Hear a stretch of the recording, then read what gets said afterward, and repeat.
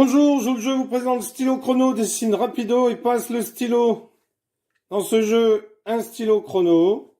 Donc ici, un petit bouton où c'est écrit 10 secondes et 15 secondes. Je ne sais pas si vous le verrez. 10 secondes, 15 secondes. Donc si vous le tournez, 10 secondes. Si vous le mettez en haut, 15 secondes. Des cartes avec des thèmes.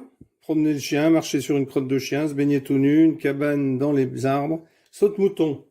Un dé avec un point d'interrogation et des faces correspondant aux couleurs de la carte.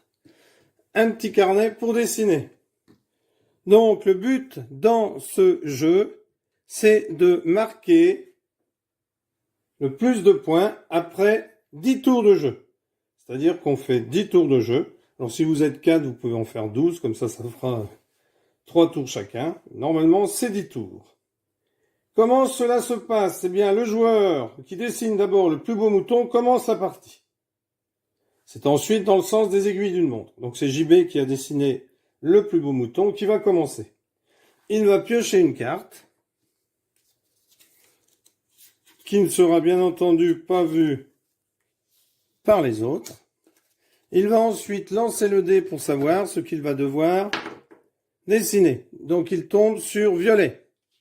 Donc il doit dessiner un accordéon. Bien entendu, il n'y a que lui qui le sait.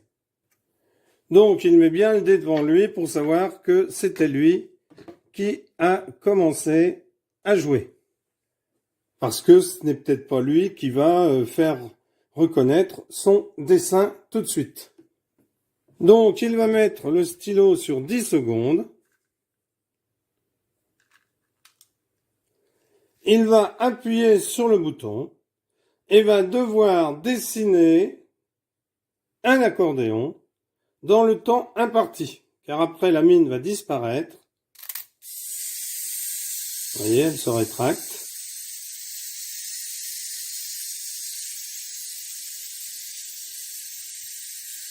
Et lorsque celle-ci se sera rétractée, si un joueur trouve la bonne réponse, le tour est fini. Le joueur qui a trouvé le dessinateur se partage les points en jeu. Donc le nombre de points correspond au nombre de joueurs multiplié par 2. C'est-à-dire qu'ici, il y a 4 joueurs, 4 x 2, 8. Donc attention, c'est parti pour JP.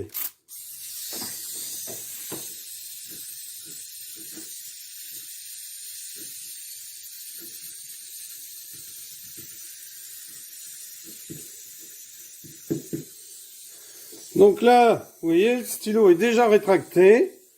Les autres joueurs sont un petit peu ennuyés parce qu'ils ne reconnaissent pas du tout le dessin.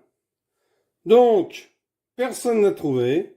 C'est donc à Ginny de dessiner. Elle va donc prendre connaissance de ce qui est écrit sur la carte. Elle voit la face du dé. Donc elle sait que c'est un accordéon. Alors, soit elle continue le dessin qui est déjà commencé, soit elle en fait un autre si elle juge qu'elle a le temps de trouver. Attention, stop, c'est parti.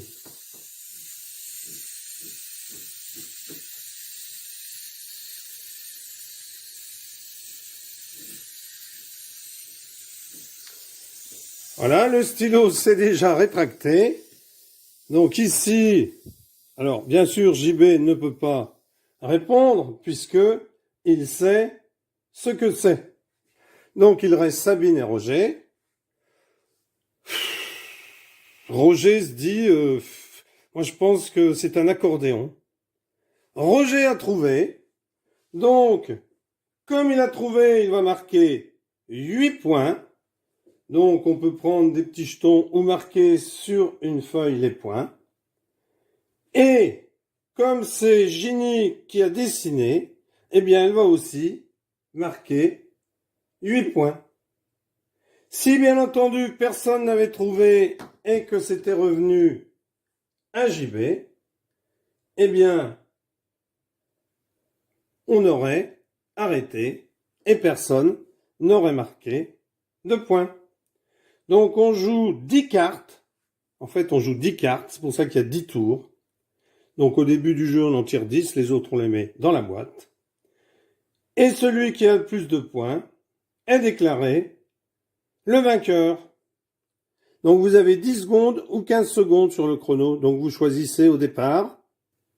Donc bien entendu, quand on dessine, hein, on prend le carnet et on dessine devant soi, parce que le faire au milieu, c'est beaucoup plus difficile.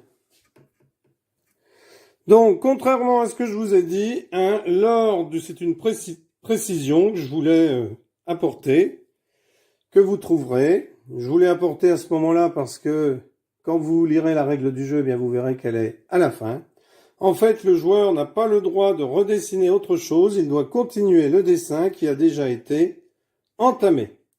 Alors, si vous avez un problème de mine, le stylo se défait et je pense qu'il est tout à fait possible de retrouver ce genre de stylo peut-être sur Internet ou alors dans un magasin spécialisé de stylos, je ne sais pas. Celui-ci fonctionne, donc je verrai lorsqu'il ne fonctionnera plus. Merci d'avoir suivi cette vidéo. Jeu très intéressant, très agréable à jouer. Voilà, dans le même genre, enfin dans un genre différent, vous avez esquissé en jeu de dessin qui est vraiment extraordinaire aussi. Merci d'avoir suivi cette vidéo et à bientôt pour une nouvelle. Bonjour, je vous présente le jeu Mesueb. Bon, je sais pas trop comment ça se prononce. Alors, c'est un jeu de société à 2 rangées, de style Moncala, joué par les Asenais sur l'île de Sumatra en Indonésie. Et c'est particulièrement populaire auprès des femmes et des enfants. Il a été documenté au début du XXe siècle, mais il est sans doute bien plus ancien. Alors, il partage des caractéristiques identiques à des jeux de style Moncala similaires dans les îles de l'océan Pacifique et de l'océan Indien. Le jeu commence avec 4 jetons dans chaque trou. Un déplacement commence à partir de n'importe lequel des trous d'un joueur. Le Smith fait dans le sens inverse des aiguilles d'une montre et le déplacement se termine si le dernier jeton tombe dans un trou vide. Si il atterrit dans un trou avec des jetons, ceux-ci sont récupérés et le semis continue. À moins que le semis ne fasse que le dernier trou contienne 4 jetons, auquel cas ceux-ci sont capturés et le semis continue à partir du trou suivant. Lorsque des joueurs n'ont pas assez de jetons pour jouer, chacun fait un déplacement avec l'un de ses jetons, puis ajoute tous les jetons de son côté du plateau au magasin. Et le joueur avec le plus de jetons dans le magasin gagne. Donc le magasin, ce sont les petits pots blancs que j'ai mis en plus. Alors, on va faire une démonstration. Ici, je commence. Donc, 1, hop, hop, hop. Je dois continuer à égrener, puisque c'est pas tombé dans un trou vide. Je continue à égrener puisque ce n'est pas tombé dans un trou vide. Je continue à égrener.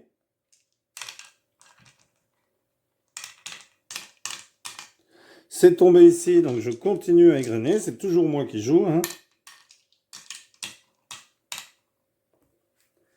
C'est toujours moi qui joue. Et là, c'est tombé dans un trou vide. Donc, c'est à mon adversaire de jouer. Alors, bien sûr, il prend un de ces trous. Alors, c'est pas tombé dans un trou vide. Donc, il continue.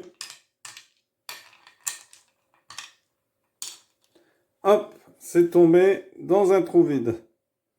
Donc, c'est à moi de jouer. Pardon, j'ai dû en mettre un de trop, parce qu'il y en a 2 qui sont tombés en même temps. Voilà. Donc ici, ouais, j'en ai fait tomber 1, 2 en même temps, ça c'est le problème. Donc ici, le joueur en a 4, donc il les récupère. Alors, j'égrène à partir d'ici. Hop. Donc, je continue ici. Ouais, vous voyez, ça échappe des mains, puis ça tombe dans les trous. Faites attention quand vous le faites. Donc ici, je continue. Hop.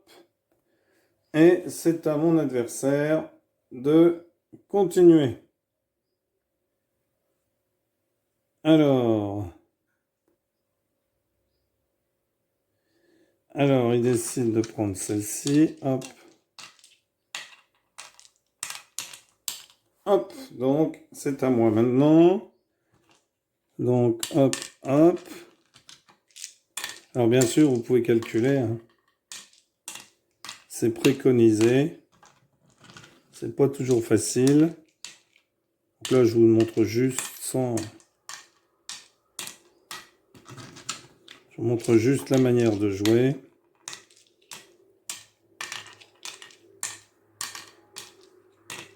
Voilà, donc là, c'est au joueur suivant.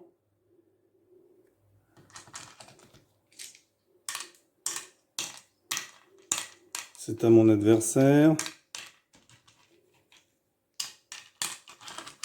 C'est toujours à lui. Hein. Tant qu'on peut égrener, on égrène. Hop, il arrive la dernière dans un trou où il y en a 4. Donc, il les récupère. Donc, on imagine que l'on est comme ceci. Dans cette situation-là. Hop. On a joué, on a continué, on a ramassé. Hop, c'est à moi de jouer. 1, 2. 1, 2. Hop, hop. Alors, le joueur fait un déplacement. Par exemple, prend celui-là. Hop, hop. Hop, hop. Donc, là, on arrête de jouer. Parce que si je me mets ici, ça ne fait qu'un, je peux plus. Si je me mets ici, ça ne fait qu'un, je ne peux plus. Égrener. Donc, je bouge. Et ensuite, eh bien, je récupère mes 2 ici. Et le joueur récupère les 3 de son côté. Et ensuite, on compte. Alors ici, ce serait moi qui aurais gagné, puisqu'il y en a beaucoup plus ici qu'ici. Voilà. Merci pour avoir suivi ce jeu. N'hésitez pas à vous abonner. Et à bientôt pour une nouvelle vidéo. Au revoir.